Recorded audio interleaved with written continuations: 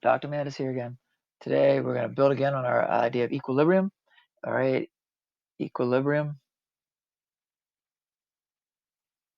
Equilibrium is about the forward and the reverse rates being equal, and we talked about that in the past couple of videos. Alrighty, but the rate forward equals your rate reverse, and I don't want to belabor that too long. If you take general chemistry in college or AP chemistry in high school, you learn about rate laws. The rate laws set up these things called equilibrium constants. Constants begins with C, but an equilibrium constant is a K. Go figure. Okay. But anyway, the whole idea is let's just make up a reaction. Say you have 2A, I need numbers here, plus 3B in equilibrium with 4C. If that's the case, then basically what we can say, we make a ratio of products over reactants, and this comes out of the rate laws. So you just have to take this on faith at this point in time in first year chemistry. But what it is products over reactants, so it would be the concentration of C. Remember, parentheses are moles per liter. I mean, brackets are moles per liter. They're not parentheses. It's not a grouping. So you have the concentration of C to the fourth over the concentration of A squared B cubed. This thing is the equilibrium expression. This is your equilibrium reaction or equation. K, this little puppy, is your equilibrium constant. Okay, it's just a ratio of products over reactants, but it's a little bit more than that because you take into account their coefficient as an exponent. The only thing that you have to be aware of is brackets mean moles per liter, which is a concentration.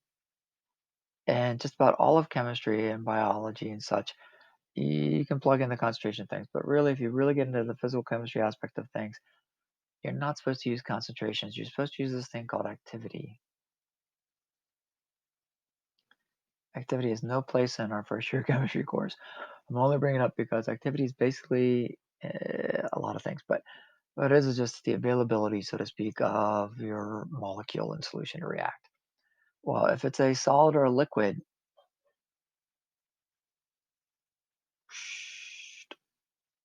that's bad handwriting, sorry guys. If it's a solid or a liquid, okay, the activity is 1. If it's any other phase, if it's an aqueous gig, AQ is aqueous, AQUEOUS. Remember that for Scrabble. Use up your vowels. Aqueous means it's dissolved in water. So if it's aqueous or if it's gaseous, okay, that you use the concentration moles per liter. The activity is not 1. The activity depends upon the concentration. If it's solids or liquids, the activity is 1. And that what it means is, say A is a solid. That means in our reaction up above, that in that math, okay, then this dude is going to become a 1. So why do we have to really write it? So if you have a lot of other teachers that say, hey, solids and liquids are not part of the equilibrium system, whatever, their activity is 1. So we ignore them because we're lazy. It's a 1. So let's set up some things and see what I'm talking about. Write the equilibrium expression for this reaction. We have nitrous acid plus liquid water in equilibrium with nitrite and hydronium. So in this case, it's going to be the concentration of NO2 negative products multiplied together.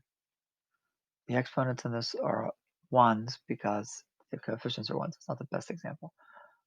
We take those guys, divide them by the reactants, HNO2 and water. Water is a pure liquid, so you don't include it because it's chemically 1. Don't use it. That's it. That's the equilibrium expression. That's it. So writing the equilibrium expression. Let's do a couple examples with some math. For this one, we got aluminum carbonate and a dissociation reaction. So this constant would be aluminum cation squared multiplied by carbonate cubed. A really common mistake is to put the plus sign down there. Don't put it. That's not what we're doing. This would be all over the reactants, which is a solid. So it's just 1. You write the 1 and not write the 1.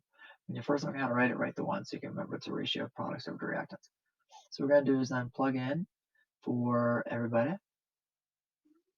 That's going to be cubed. That's going to be squared. And that's going to equal some value.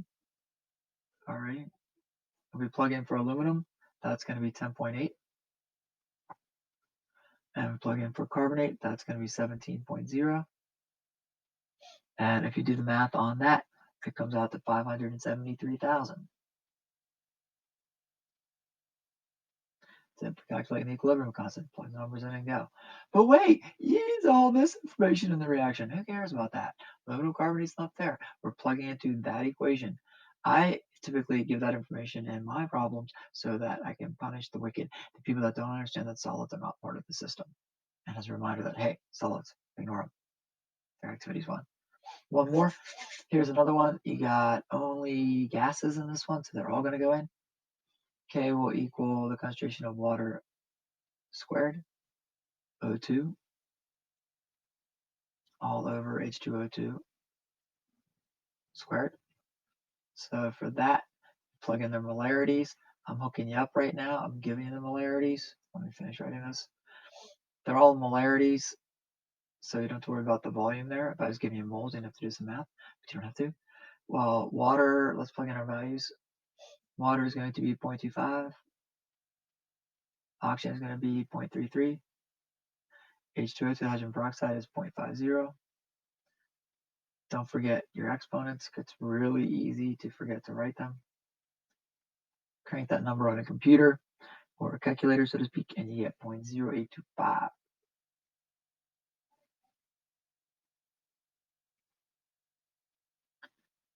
All right. As far as our two Ks go, man, if I can get them both on screen, if you look at this K, 573,000, this K, 0.0825, the top K is much bigger than 1, so a lot more products. Remember, it's a ratio of products over reactants. So since K is much bigger than 1, you can have a lot more products. We say that products are favored. For that bottom reaction, you got a number that's less than 1. So the bottom number must got to be bigger. And so for that case, we say, hey, reactants are favored, as I try to write down here in the corner with my sloppy handwriting. That's it for equilibrium constants. They get more complex. You can put in pressures and do other things. But for first year chemistry, plug the numbers in and go. Have a good time and enjoy.